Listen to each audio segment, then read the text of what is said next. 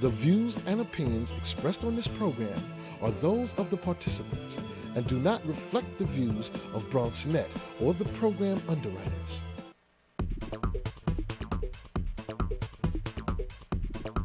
BronxNet. Your voice, your views, your vision.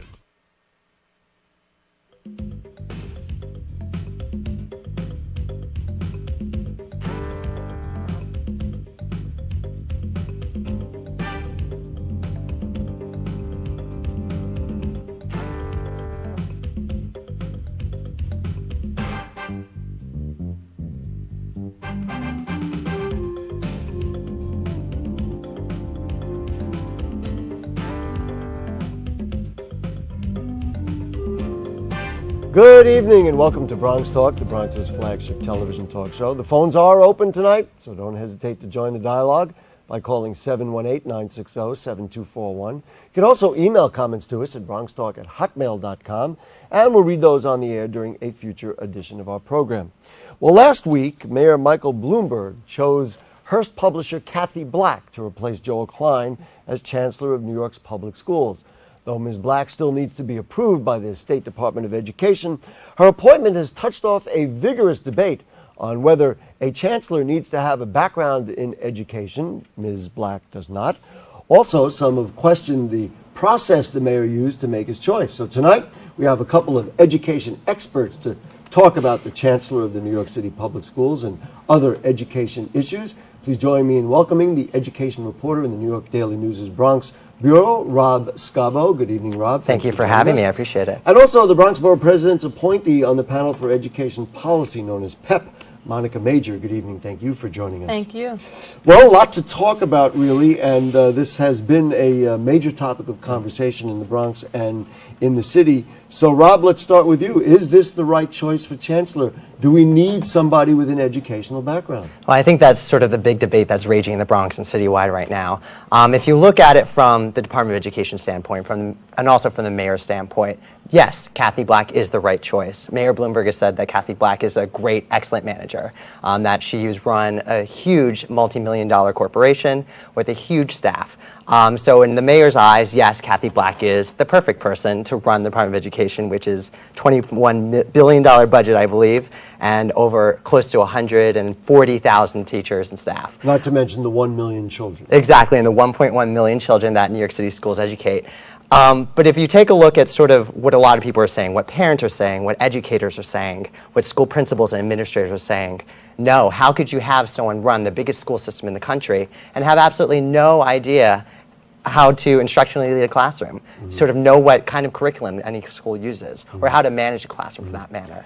Can she be successful in this framework of running a school system without having a background? Now, Joel Klein's background, his professional background certainly was out of a different realm, right. But he came from Queens and he knew about the public schools and he had some roots. She apparently doesn't have any of those kinds of roots. Do you think she can be successful? Yeah, that's a good question. Definitely Joel Klein, sort of, a lot of people were able to sort of jump on, be okay with that because he went to Queens schools and also because he taught for a very small amount of time, granted, in New York City public schools.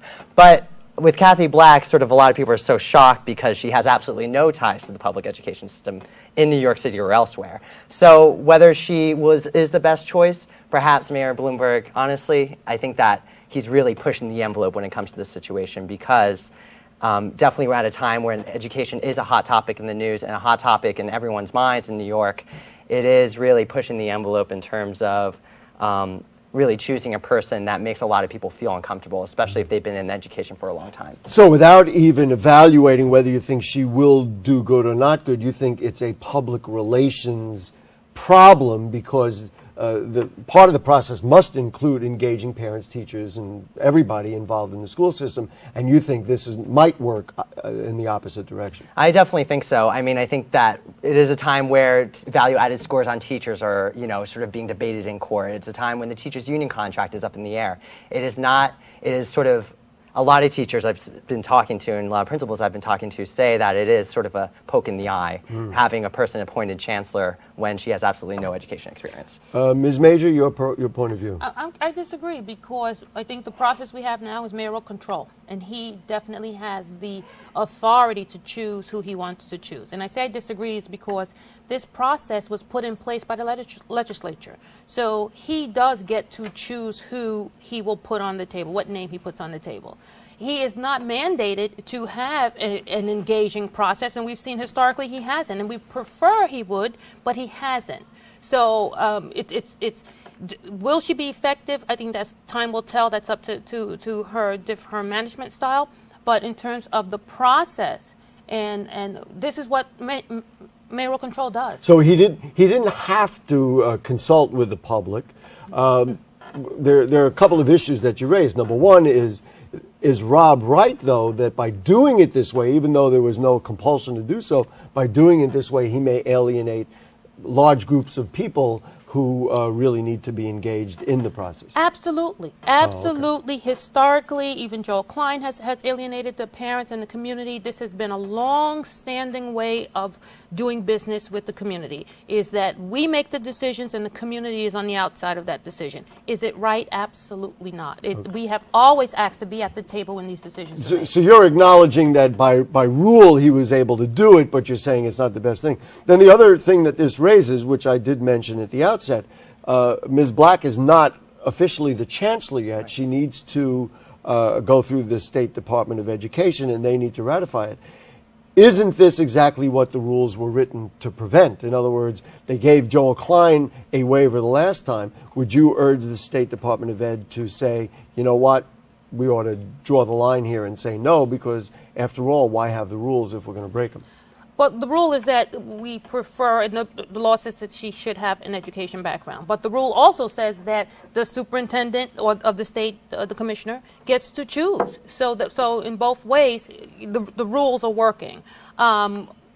We would just, again, urge that the process be adhered to, which is the one that, again, we may not agree with it, but this is what the legislature put there, and they had a chance to change it during mayoral control. But so you're not saying that you would, if somebody had a petition or sign, in fact there are petitions online, would you sign a petition to urge the State Department of Education to turn her down? My personal preference is that I would prefer a chancellor that has an education background, but that's my own personal preference. Mm-hmm. Is it, Rob, is it either or? Do we need a business person or an educator, or is it possible to have that embodied like we used to have in one person? I think there's definitely a possibility of having both. I don't think that these are two mutually exclusive things. I mean, sort of what the mayor and also what Joel Klein, what the mayor liked so much about Joel Klein was that he was able to manage different groups of people, manage different interests to a degree. Whether he was successful or not is a different story. But, he at least tried to manage different groups of people. That's sort of, in a lot of ways, the role of a superintendent or principal in the city right now. Principals manage different interests. They sort of run, put on loads of different types of hats. So I think that a seasoned educator coming from a New York City school who's been in the system for a while and knows instructionally how to work and also knows how to manage a staff, I think that's sort of those business skills do carry over in a lot of ways. Making the assumption, and it's not, we still haven't heard from the Department of Education in the state, but making the assumption that they approve Ms. Black, and you've already established that she may have, and the mayor may have alienated, and we know that there's issues with the relationship between the Department of Education and teachers to begin with. Mm-hmm. There is a union negotiation that has to come up. Can she engage the union, and can you describe in your mind what you think the negotiation will be like, what she will have to give back, and what she'll be able to get from the teachers' union in order to get a contract signed? Right. There's a lot at stake right now with the teachers' union contract, and Mulgrew has already outright said this week that he thought that Mayor Bloomberg was very irresponsible when it came to choosing Kathy Black. So right from the outset, we have some kind of tension happening between Kathy Black and also Mulgrew. So that's not going well in terms of going into the union contract to begin with. But also at the same time, there's going to be big issues coming up with the contract. First of all, it's laying off teachers. First in, the seniority issue, that the first ones that came into the system are the first ones out, as the teacher's contract usually stands as it is right now. Mm-hmm. sort of, I know, the Department of Education is going to try to sort of want to shuffle that a little bit and try to get rid of that policy. And so there's certain things in regard, and also when it comes to evaluations of teachers, that's going to be another sticking point. That's a huge thing, and I was going to bring it up, and that is this whole idea of releasing the scores of teachers. If it were to be put in front of you as a representative on the panel for educational policy, should we release the scores of teachers? Would you vote yes or no? I would personally want to vote no, because I don't believe that every person, every parent has the ability to evaluate that score in a fair way. I don't think parents are trained as a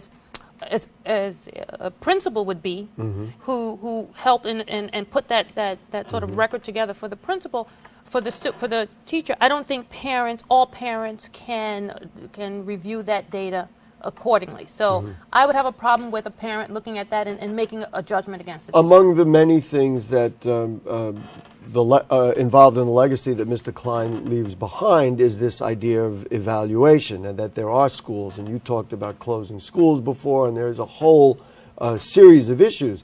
You're saying that parents may not be able to interpret the scores properly. There is a whole question of whether the scores are valid and whether this process is valid. How do you view this system of evaluating schools? I think the scores are just a part of it. I think parents know their teachers, parents know their schools, they know their principals. I think we cannot put all of it on a score, just like we can't put it all on testing our students. It's more to it than that. It's an overall view. And I think if we just depend on their performance evaluation from their principal, that doesn't speak to how well they interact with the community, how well they interact with parents, just how well they're doing in the building. I don't think that one score speaks the whole picture. It would seem to me this chancellor, if she is in fact appointed, is going to not only continue it but further the notion of scores, because that's the way that you frankly count the beans when you're a publisher of Hearst magazines, right? Yeah. So that's the direction not only that she's going to inherit, but she's going to pursue, you think? Right, and our students aren't beans. They're not. Rob, your thoughts on what? In other words, you're shaking your head. So right, you agree absolutely. with what I'm No, saying? I think that's definitely what you said in terms of how Kathy Black has managed her staff previously, and sort of how did she look at the success of her magazine chain. Obviously, it's based on hard numbers and data, but definitely education's a lot softer and it's a lot different. It's a lot more complex than looking at just hard numbers and then picking and choosing which one's being successful and which one's not. We're going to go to the telephones. A couple of phone callers are waiting. But one last question for you before we do that. There is a philosophy out there that Ms. Major has expressed very clearly. You talked about teachers and parents and others who may not be on board with what they're seeing, with what the mayor has done. Is there any way for them at this point to influence the mayor or the direction of education in the city of New York that appears to be going in that direction? Because even if she is turned down, it's likely the mayor is going to find somebody who still wants to move it in that direction. Right. The mayor will always choose someone that does believe in his educational philosophy. But I'd like to think, at least, that there are ways in which teachers and parents can engage in the public process and hopefully at least have their voices, known, and at least hopefully influence some of the mayor's policies. And of course, in part that'll come to Ms. Major, but truth be told, the meeting is tomorrow night. Yes, it is. And she was recently appointed by Borough President Diaz, and so tomorrow night you'll get your first experience. We probably will have you back after that at some point to find out what it was like, and then you can tell us exactly whether this sort of change or influence is more or less possible. All right, on to the telephones. Mark from Pelham Parkway. Hi, Mark. Hi, How Gary. are you? Ladies, gentlemen, Yes. I'm going to make a few statements and then I'm going to ask a question. I don't think anybody can answer this question. When Bloomberg ran for his third term, the thing he stated was he was the only person who could save the city. That's why he had to run. We're down by 10,000 police officers approximately. They want to close firehouses. And personally, I think Joel Klein failed because look at all the schools they want to close, including Columbus. So they never solved the problem of doing decent education. They have 39 kids in a class. And you have kids that are, so the idea is now we're going to close schools, but they haven't fixed the problem. Okay. You have a chancellor. Now you're going to tell me that this woman, who is a business manager, is the only person who can save our education. Well, not the only, but the best person, because you'd like to think the mayor would reach to what he thinks is the best. Well, take it for instance, you have that woman who just left the Washington school system who made major changes, and because the mayor lost the election, she left. But she made major changes. She wasn't even considered. They vetted no other candidates. The only candidate goes, this is the person I want, that's it, take it or leave it. It's so what, Mark, I got it. What's your question? Well, my question is, can't they find somebody? There is nobody out there in the world who could really do education and do business management. What the mayor hasn't learned is you cannot run a city like a business. In a business, if they lay off 2 people, they just dump the job of 4 people on another person, and they tell you you're lucky you have a job. When you're down 10,000 police officers, for instance, look, crime is up. The score that they've said has been hedged, and it's been proven pretty much that the education under Klein is not working. Great. When you want to close 36 schools, that gives you a problem. Thank you, Mark. I'm going to give you because I know you're running a forum on Bronx Media. I'm going to give you a forum that you can promote it. What do you want to promote your event on Saturday? Well, the whole thing, again, this is something that they've never done under the Mayor's Office of Media and Communication for years. They've held these events on how to get jobs within the industry, behind the industry. They've held them in Manhattan, Brooklyn, Queens, even 3 in Staten Island. So tell everybody where and when, and then let's move on. Well, it's happening this Saturday at registration starts at 11:45. The program starts at 12:45 p.m. on Saturday the 20th at the Point CDC, 940 Park Avenue. We have Terry Winter coming, who's the creator. I think it's 940 Garrison Avenue. 940 Garrison, sorry.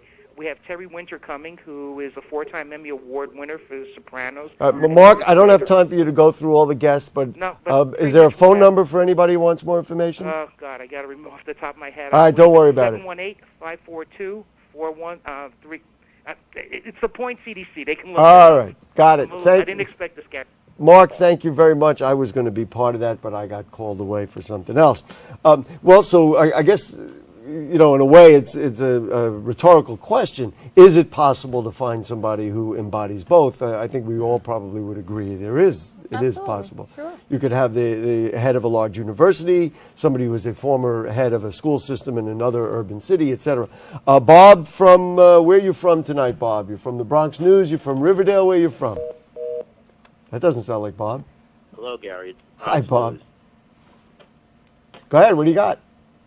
This week's column is Joel Klein resigns, finally. Finally. You're happy to see Mr. Klein go.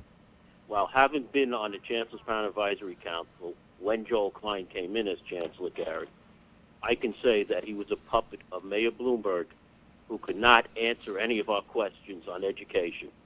And if Kathy Black gets the waiver, Governor Cuomo should fire Commissioner Steiner.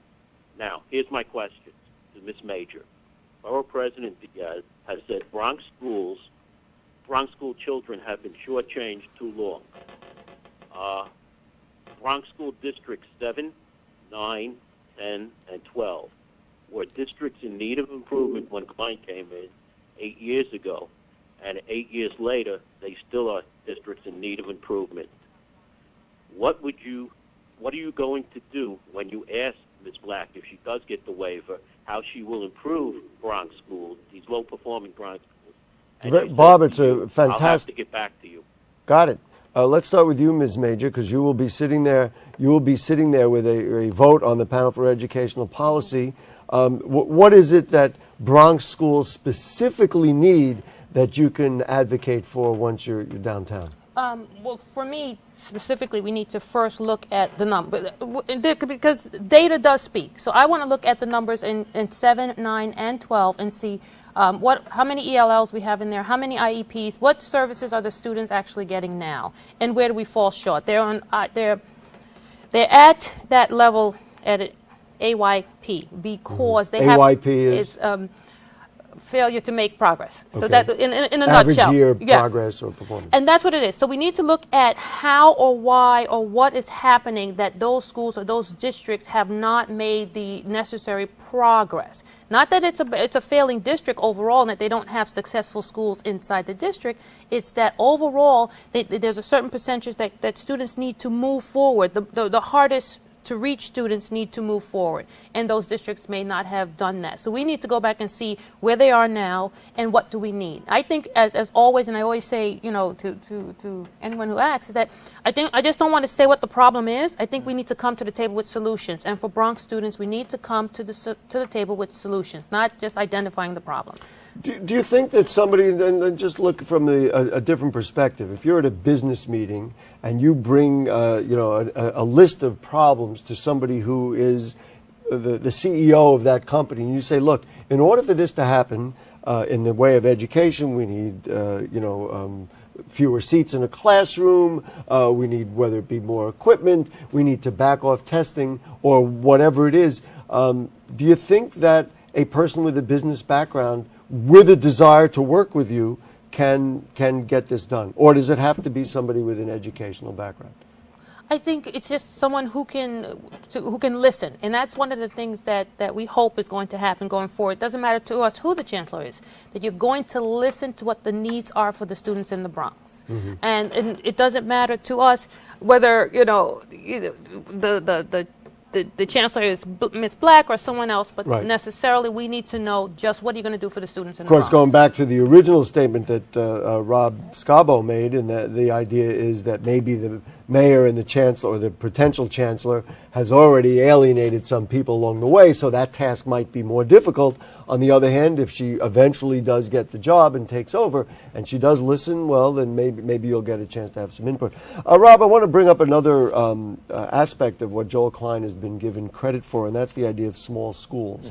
Mm-hmm. Many of our schools, one of our callers just now talked about the breaking up of all the high schools, right. whether it be Columbus or Lehman or Kennedy and Alfred E. Smith, all the schools that we have come to know in the Bronx don't have the same kind of legacy that they had. Do you hear from teachers and principals that this is a working system, or that the system is not working? Right, and I think it's a mixed bag, and sort of we don't know enough yet. I think that this whole small schools movement is kind of a new thing in New York City. Chancellor Klein sort of started maybe around 2005 or so, when he started really going after the large comprehensive high schools throughout the city and started breaking them up into smaller schools. The original data, the initial data shows that these small schools have been highly successful when it comes to increasing graduation rates, but also at the same time state test scores. But now what we're seeing is more and more on the lowest performing list, especially this year's that have come out, which has over 60 schools on it so far, I believe, or close to 60 schools. We're seeing more and more of those schools on that list. And it's making us really think or re-question whether breaking up a big school into smaller ones, into smaller academies, and giving it a fancy name, like, the School for Environmental Studies. Exactly, School for Environmental Studies or Young Leadership or whatnot, whether that really, really makes a difference in terms of teaching and learning. And the entire industry of evaluating the schools, the teachers, and the students comes to play here, because you're saying, well, maybe it's not successful. Give me an idea of how, and you said that it may be more complex than just the grades we've been given or may be given. How would you evaluate whether or not the small school system is working, or any school is working?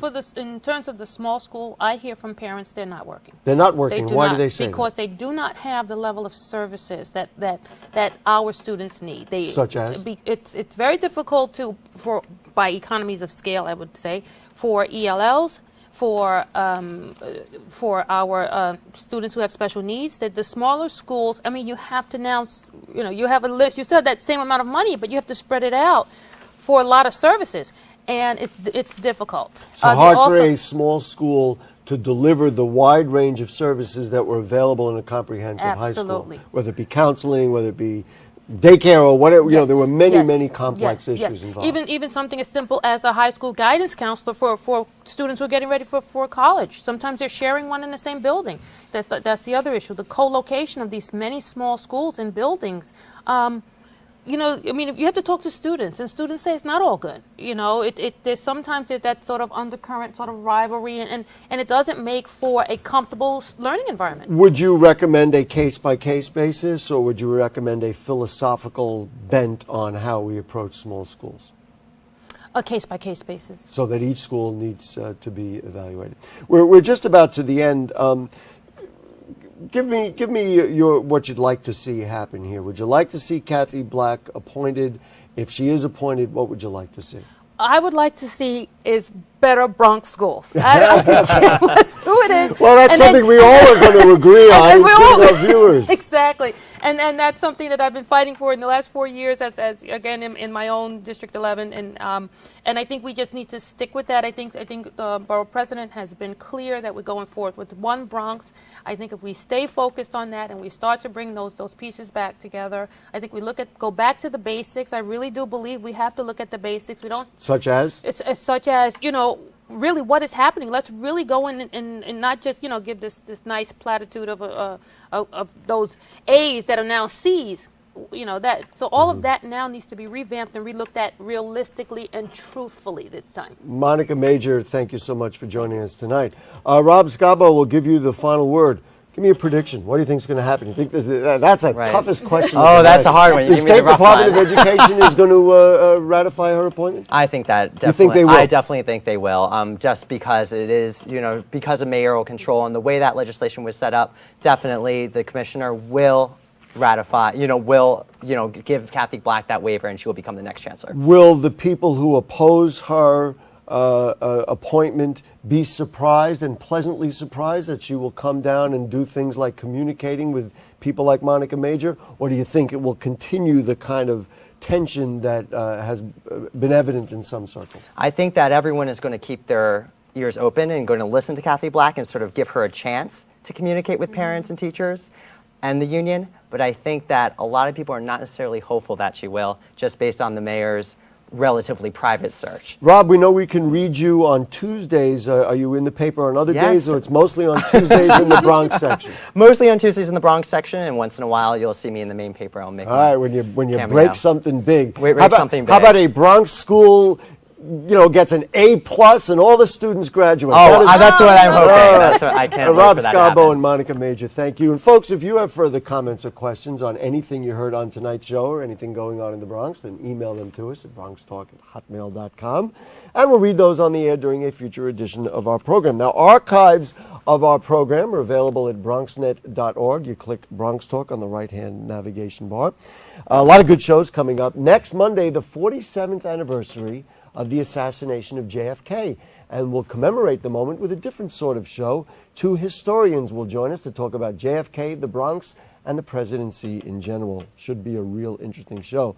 Then on November 29th, it's back to education, and we'll focus on teachers. We'll bring two veteran teachers on the show who will talk about teaching in the Bronx. We'll also tell you about a fascinating new video project Bronx teachers and others are putting together to spread their advocacy. That's Monday, the 29th. Bronx Talk, now in its 17th year, one of the longest-running weekly TV talk shows in New York City, Monday nights at 9 on BronxNet, Cablevision Channel 67, Verizon Fios Channel 33.